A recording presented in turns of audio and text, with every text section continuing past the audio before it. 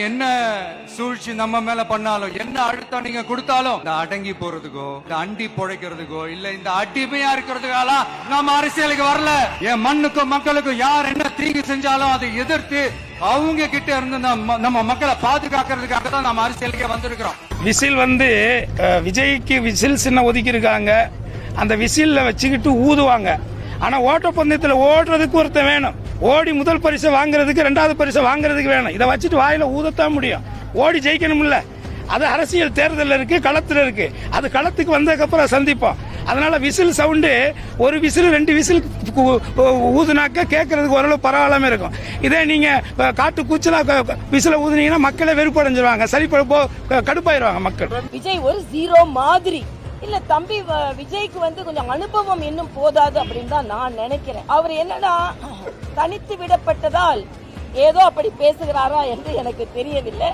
என்னன்னா அவரோட பேச்சு எப்பவுமே நான் கேட்கிறேன், உச்சபட்சத்தில் இருந்து வந்திருக்கிறார் என்று சொல்ல. அரசியல நிறைய பேர் உச்சபட்சத்துல இருந்து வந்திருக்கோம். ஏதோ தியாகம் செய்யறேன் பேசிக்கொண்டு, ஆனால் இன்று 30 வருஷமா நடிச்சு முடிச்சுட்டு தானப்பா தம்பி வரீங்க. விஜய் இதை தனித்து நின்று நாங்க ஜெயிப்போம் அப்படின்றாரு. எந்த கூட்டணி உள்ளதாலும் பரவாயில்ல அப்படின்னு சொல்லியிருக்காரு. ஒரு மனிதனுக்கு 5 விரல்கள், உழைக்கின்றவனுக்கு தேவை 6வது விரல் தேவையில்லை. தமிழ்நாட்டுக்கு 6வது விரலாகத்தான் அது பார்க்கப்படுமே ஒழிய தேர்தல் களத்திலே அதிமுக கூட்டணி, திமுக கூட்டணி இதுதான் நிக்குமே ஒழிய தேர்தல் அறிவித்தவுடன் மற்ற கட்சிகள் எல்லாம் கரைந்து போகும், காணாமல் போகும். நடிகர் வந்திருக்கிறார்.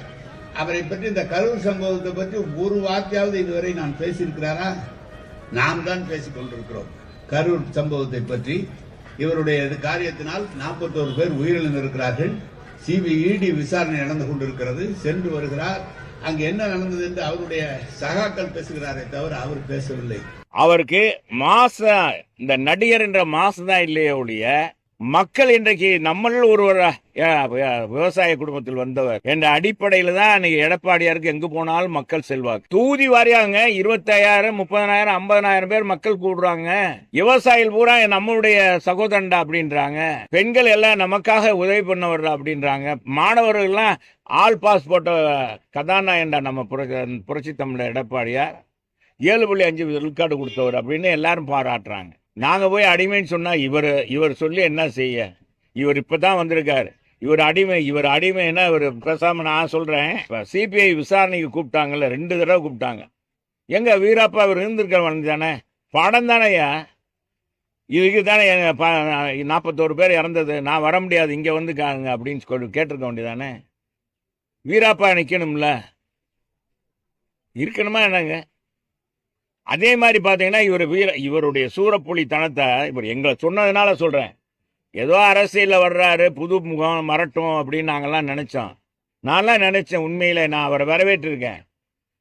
ஆனா யாரு நம்ம அவரை இது பண்ணோமோ எங்க காதவே கடிச்சா நாங்க சும்மா இருப்போமா?